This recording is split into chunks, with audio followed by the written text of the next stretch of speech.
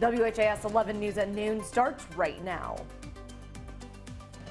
Thanks for joining us here on WHAS 11 News at Noon. I'm Kristin Goodwillie. We are going live to what is happening, that announcement right now. We could see Breonna's law introduced during the 2021 regular session. Now, Breonna Taylor was killed while police served one of those no-knock search warrants to her apartment. And if you'd like to continue to watch this news conference happening, we are streaming it live on our website and on our app, WHAS11.com. Dennis Ting is also live in Frankfurt right now, and we'll have this story in our later newscasts. Meanwhile, we just obtained new audio recordings that give us a better idea of what happened the night Breonna Taylor was shot and killed. Now at noon, we're learning more information about an explosion near Elizabethtown that killed one person, hurting several others. Thanks for joining us here on WHAS 11 News at Noon. I'm Kristin Goodwillie. Now, officials say that the explosion happened at 11 p.m. last night. And we start with a ruling that was handed down just 2 hours ago by the U.S. Supreme Court regarding birth control and women. Thanks for joining us here on WHAS 11 News at Noon. I'm Kristin Goodwillie. Now, it was a 7-2 vote. The Supreme Court sided with President Donald Trump's administration in its effort to allow more employers to opt out of providing free birth control to women. Now, this just in, Amy McGrath is now taking the lead by about 5,000 votes. Still a very tight race right now. We are seeing those numbers trickle in from Kentucky's primary election, which happened last week. It may not have felt like it this weekend, but we are still in the middle of a pandemic. In fact, in just 24 hours, 48,000 new COVID-19 cases were reported in the United States. Now, Chris, a lot of big races we're talking about. The big one right now, obviously, Booker and McGrath. Where are we right now with these results? All right, you have been watching Kentucky Governor Andy Beshear give a press briefing. He is asking for the body camera from last night, early morning shooting on West Broadway to be released, asking for it to be released today. Louisville Mayor Greg Fisher announced that no-knock warrants are being suspended for the time being. Thanks for joining us here on WHAS 11 News at Noon. I'm Kristin Goodwillie. Now, that announcement came as Mayor Greg Fisher discussed the protests last night over the Breonna Taylor case. You'll recall just a little over a week ago, Mayor Fisher made changes to the controversial no-knock policy that required additional approval from the chief of police to sign off on those warrants. As I said earlier, she has been covering this from the beginning, and we'll have her latest updates later on starting at 4 o'clock. Now, Governor Beshear also had Breonna Taylor's mother talk to Kentuckians today, saying that she wants people to know the truth of what happened and for Breonna Taylor to have justice. We are continuing our live team coverage this afternoon with the latest developments from this protest that happened last night. Now, Rose McBride is covering the cleanup effort that's happening this morning at Jefferson Square Park. And Brooke Hash is in downtown Louisville where the protest started. Brooke, what do you know today? That calm. Reed, you were out flying last night. What were your observations, especially? I know you were there for 2 nights, so did you notice any differences between Friday and Saturday night?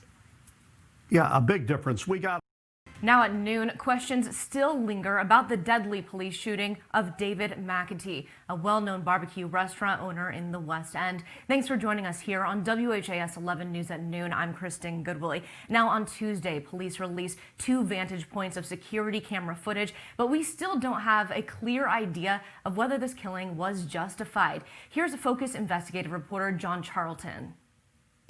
We start with breaking news here at 12:30 at the Clark Memorial Bridge, which is closed due to protesters right now. MetroSafe confirms to us the bridge is shut down and there are people on that bridge. We have been watching it for the last half an hour, and we have seen police taking what we assume are protesters and sitting them on the bridge. We can't see right now because it is in the bottom of our screen, but there is a banner with Breonna Taylor's face in the center with multiple cars parked on the bridge. The banner's right there, the one in yellow and red. We did zoom out so you can see there are police right there, and there is a transport vehicle, and then in the bottom right you can see is what we think it looks like are protesters that they are lining up sitting down. Now, a Facebook Live from Black Lives Matter Louisville shows protesters placing a memorial for Taylor in the center of the road, and here is a shot from southern Indiana. This is Jake. He is showing us another shot of that, showing it says Breonna Taylor, and Revolution is Now is what it looks like is on the bottom of that banner. That was Mayor Greg Fisher giving a press conference with newly released surveillance video. Right now, we just saw it. It is video from David McAtee's business as well as an adjoining business. The mayor and LMPD saying it shows that David shot at police officers first. We watched that surveillance video together. At some points, it does appear there could be a gun in his hand, but to be honest, we are going to have to review this extensively multiple times to really tell you exactly what happened in that surveillance video. There are still a lot of questions, and we will have a full report starting at 4 o'clock. I do want to talk about the recent lawsuit that was filed claiming that gentrification played a major role in the Breonna Taylor case. Do you have a response to that? Did you order police to focus on getting people cleared out of that area of Elliott Street? No, those allegations are absurd. I mean, obviously. New at noon, the virus does not move, people move. That is the message about the spread of COVID-19 from Dr. Sarah Moyer, who's with Louisville Metro Health Department. Thanks for staying with us here at 12:30. I'm Kristin Goodwillie. Now, this morning, Louisville Mayor, after more than 3 months, Bernheim is back open. For members only at the moment, but that's not going to last long. Dennis Ting went out there to find out how people can visit and the new things you need to know to be able to do that. PG, it's a little bit cloudy out there, blue skies. I just peeked outside the window. Still pretty hot though. I do have to say it wasn't as muggy yesterday afternoon as it has been. So for me, that's a good sign. It means my hair isn't out to here. There you go. Well, that story just made me kind of sad that we're not going to have those firework displays, all for good reason. But they are going to be going off in my neighborhood. I was about to say. All week. You are back. You had a great vacation, I'm guessing, right? I mean, it seemed like all over your social media feed, you were having a blast. yes, it was good. Everyone likes to party, but hydrate, hydrate, hydrate. With water. With actual water. With water. All right, well, thank you for joining us here on The Noon. Have a great, safe weekend. All right, thank you so much, Alden. And thank you for joining us here on WHAS 11 News at noon. Remember to hydrate, drink a lot of water in these 90s, wear sunscreen, wear a hat, and be inside if you feel a little bit too hot. Have a great rest of your day. A pastor detained during a protest in St. Matthews. You may have seen it on social media. He says this just highlights how far we still have to go, and he's filed a lawsuit against the city to prove it. Pastor Timothy Finley with the Kingdom Fellowship Christian Center has been outspoken, demanding justice for Breonna Taylor and organizing many protests around the city. We're not going to continue to take this lying down, so to speak. There has to be protest. Now he's taking legal action against the city of St. Matthews after an incident at a protest on Shelbyville Road. They grabbed me, and immediately when they grabbed me, they told me to stop resisting at the same time. Pastor Tim says this picture shows what happened next. Thrown to the ground, knees in my back, knees in my leg, some kind of high-powered weapon pressed to the back of my neck. He says this happened after police told the group to move. He was detained, but not for long. I was fortunate to have people who were outraged and people calling the police station, and I was released. St. Matthews Police Chief Barry Wilkerson said this in a statement about the incident and lawsuit. We can't comment on this pending litigation, especially in light of the fact that the lawsuit was just filed and we have not had a chance to go over the case with Insurance Defense Counsel. The cell phone has become the social justice tool of our time. Pastor Tim stresses it's important to think about the Black men and women who don't get the out he did. And they come out of this situation either dead or facing significant time because, again, stop resisting, stop resisting. Far from unnerved, he continues to use his voice and his experience. There are many, many people in the Black community that don't feel the compassion of this compassionate city at all.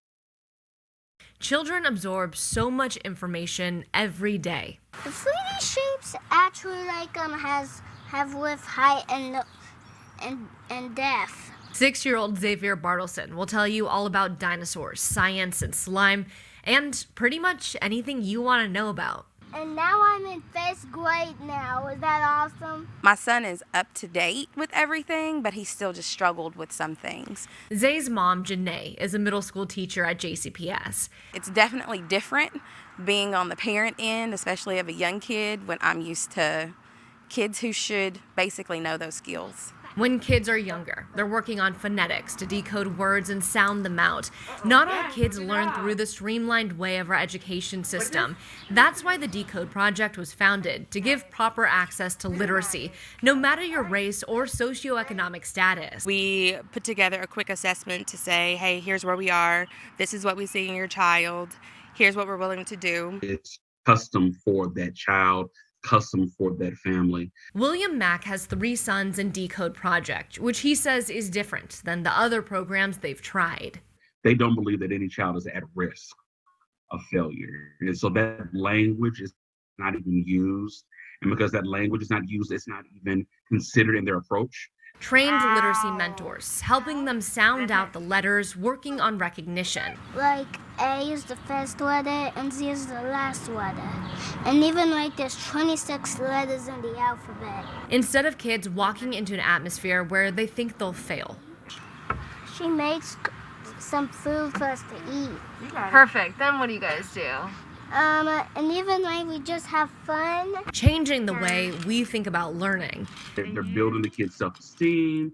They're building their hope quotient, just so that they can have a better feel for themselves in the world when it relates to reading and writing. To ensure the kids in our community aren't left behind. I'm Kristin Goodwillie, WHAS 11 News. Born and raised on the West End, a U of L grad and former school counselor. When it was time to invest my dollars into home ownership and where I would spend my money, it was important for me to invest in the West End because the West End has invested so much in me. I'm a proud product of it. Latoya Whitlock saw the issues in our education system. 57% of our kids in JCPS are not reading at grade level proficiency. Children labeled as having emotional issues, acting out. A lot of the behaviors that I witnessed were out of academic frustration. And because a lot of the students were students of color, all male, unfortunately, they're disproportionately penalized for behaviors in the classroom. So Whitlock decided it was time to make a change from the outside in. We're failing. This isn't a kid problem. This is an adult problem. It's a systemic problem. Literacy, a fundamental ticket required to fully enter our society. Think about, just try to guess how many words you've read in a day. That's how Decode Project was formed. It's a new nonprofit that helps identify kids who struggle with reading. The students who are traditionally from backgrounds of lower socioeconomic income and definitely in West Louisville, they're high priority, have access to structured literacy, which is the best way to teach kids how to read. There are different barriers that prevent kids from learning to read. Many of the children don't have a diagnosis. Getting one ranges between hundreds to thousands of dollars. So Decode Project trains literacy mentors on specific techniques. Many of them are college-age future educators. We want the kid to go into the room feeling like there's something in here that I can do versus us teaching them things they're going to struggle with. With a current wait list of 45 students, they're training not only children, but parents and future educators. Responsibility to make sure that kids are receiving what they're entitled to, which is a proper education. Giving back to the city that she grew up in and the vibrant community that pushed her up to success. I'm Kristin Goodwillie, WHAS 11 News. It's got a catchy tune, reminiscent of a 90s kids show. There's even a sidekick. Right triangle has one right angle. If you didn't know any better, you'd think it's an actual series on TV, not a math lesson for 4th graders at Slate Run Elementary in New Albany, as students and teachers left to enjoy spring break last month. And I had no idea that we wouldn't be back. They didn't know it'd be a while until they saw their classroom again, so math coach Megan Bliss decided to engage her kids in a creative way. Welcome to Math and Back with Miss Bliss. We used humor a lot in our class, so I knew a lot of them would roll their eyes and a lot of them would laugh. But I really do think that a lot of them understand what triangles are because they're sending me pictures. And this new type of learning is working, especially for students who were having trouble with non-traditional learning.